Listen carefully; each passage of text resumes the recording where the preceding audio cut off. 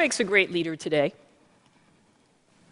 Many of us carry this image of this all-knowing superhero who stands and commands and protects his followers.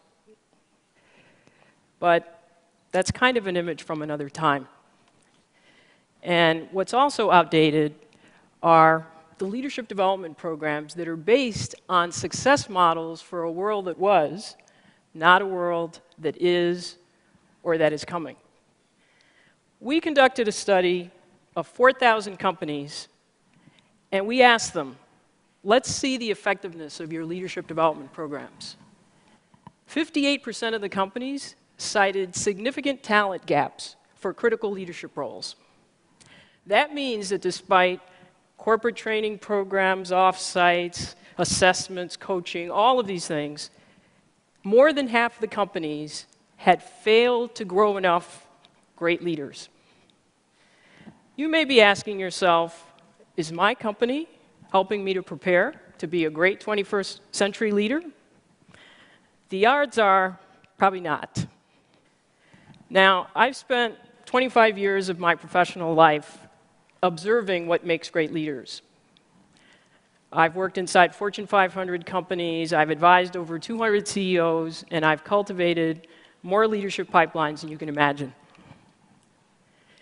But a few years ago, I noticed a disturbing trend in leadership preparation. I noticed that despite all the efforts, there were familiar stories that kept resurfacing about individuals. One story was about Chris, a high-potential superstar leader who moves to a new unit and fails, destroying unrecoverable value.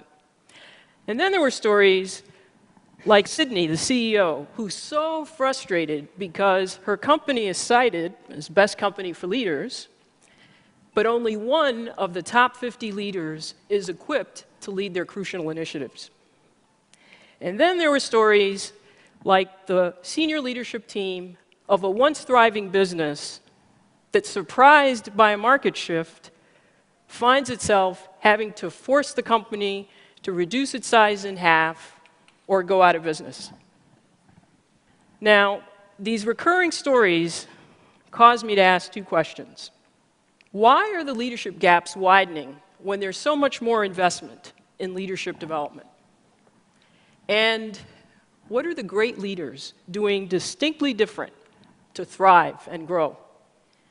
One of the things that I did is I was so consumed by these questions and also frustrated by those stories that I left my job so that I could study this full time. And I took a year to travel to different parts of the world to learn about effective and ineffective leadership practices in companies, countries, and nonprofit organizations. And so I did things like travel to South Africa, where I had an opportunity to understand how Nelson Mandela was ahead of his time in anticipating and navigating his political, social, and economic context. I also met a number of nonprofit leaders who, despite very limited financial resources, were making a huge impact in the world, often bringing together seeming adversaries. And I spent countless hours in presidential libraries trying to understand how the environment had shaped the leaders, the moves that they made, and then the impact of those moves beyond their tenure.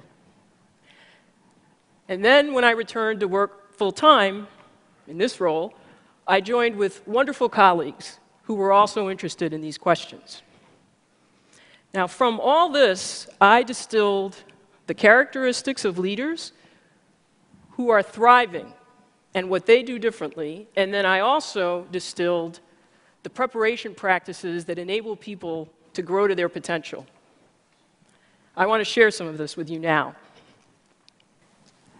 In a 21st century world, which is more global, digitally enabled and transparent, with faster speeds of information flow and innovation, and where nothing big gets done without some kind of a complex matrix, relying on traditional development practices will stunt your growth as a leader.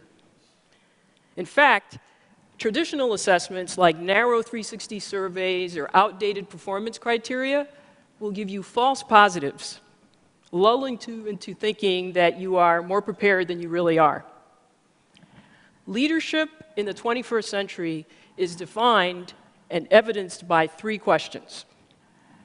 Where are you looking to anticipate the next change to your business model or your life?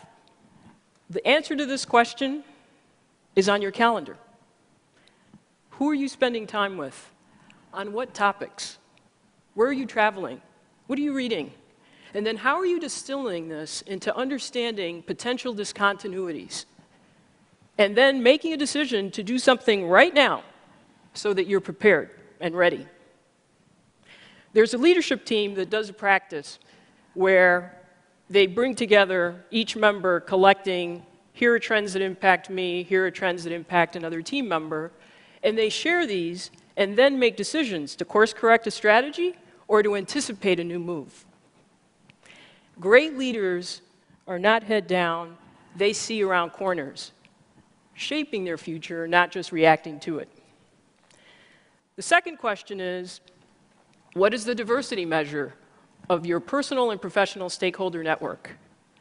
You know, we hear often about good old boy networks, and you know, they're certainly alive and well, many institutions. But to some extent, we all have a network of people that we're comfortable with. So this question is about your capacity to develop relationships with people that are very different than you.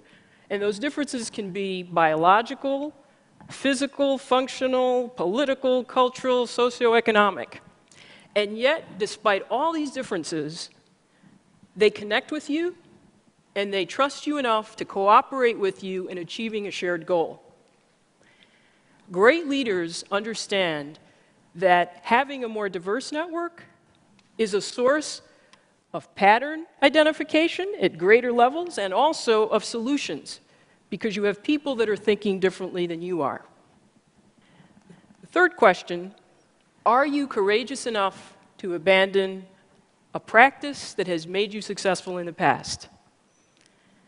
There's an expression, go along to get along.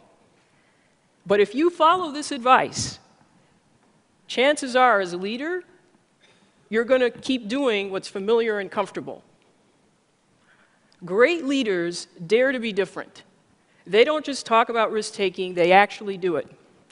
And one of the leaders shared with me the fact that the most impactful development comes when you are able to build the emotional stamina to withstand people telling you that your new idea is naive or reckless or just plain stupid.